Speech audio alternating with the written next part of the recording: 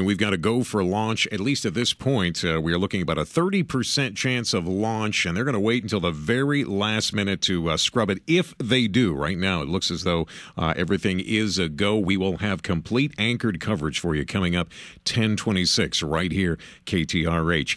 Right now, joining me, one of my heroes and a Houstonian, astronaut Gene Cernan. Gene, I can't tell you what a pleasure it is and what a privilege it is to have you on Houston Morning News. Thank you for joining us today. Well, thank you, Matt. You're too kind, but I appreciate being here. You know, we were talking this morning and have been talking, and it's also our poll on our website, Gene, is we're talking about our heroes. And as I was a young boy, you and all of the astronauts that walked on the face of the moon, certainly my heroes, reaching out to space is something that I wanted to do as a young boy.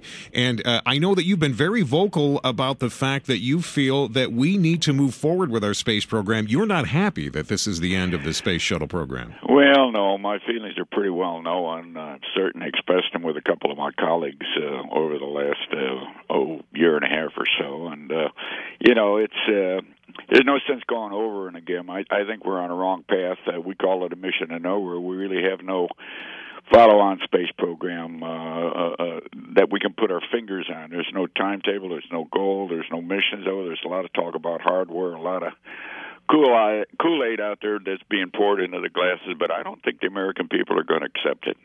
And, Gene, it's so bittersweet for you today. I know that you'll be watching and probably listening here on KTRH to the launch of the last Space Shuttle mission on Atlantis, and those astronauts have got to be feeling some of the same things that you felt. Give me an idea of what they're feeling right now as they're about 2 hours away from launch. Well, I guess, and not just are they flying a mission, a shuttle mission, or flying the last? And I think there's always a little pressure on making the last the best, and certainly making it successful. And I think that's one of the things they're looking at, and it will be. You know, they haven't worked this hard for so long to not make this the best of the best missions of the entire shuttle program. And we can't do anything but wish them as much luck as they may need along the way. Although I'm sure they're capable of doing it without much of our help. And Gene, if you would hang on for me just for a few minutes, I have to ask you. Coming back, I want to ask you about the bunny hop. The bunny hop. The bunny hop. I want to ask you about the bunny hop. Don't say anything more, but I want to ask you about the bunny hop. Okay. And we're going to do that with my hero, astronaut Gene Cernan, a Houstonian that, of course, like all of us, watching the Space Shuttle taking off. We are talking to the last man who walked on the moon. But will he be the last man to walk on the moon? Former astronaut. Well, you're never a former astronaut. He's an astronaut. Gene Cernan joining us here. And, Gene, thank you so much for taking the time. You know, Gene, I watched a video of you bunny hopping on the moon. You were the last guy to walk on the moon. But you didn't just walk on the moon. You bunny hopped. And you were discussing here with the folks back in Houston why you were doing that. What was that like? Well, 1/6 gravity gives you tremendous capabilities to, it's much better than zero gravity because there's an up and a down. And it's obviously much better than Earth gravity because, you only weigh 1/6 as much. And theoretically, of course, with all that equipment, you can't quite do it, jump 6 times as high. So going from here to there, it doesn't make, your brain says it doesn't make any sense to take step by step. We adapt pretty quickly. So I guess that's what you're calling a bunny hop. Yeah, and I have posted that on my Facebook page. There's a great video of you doing that.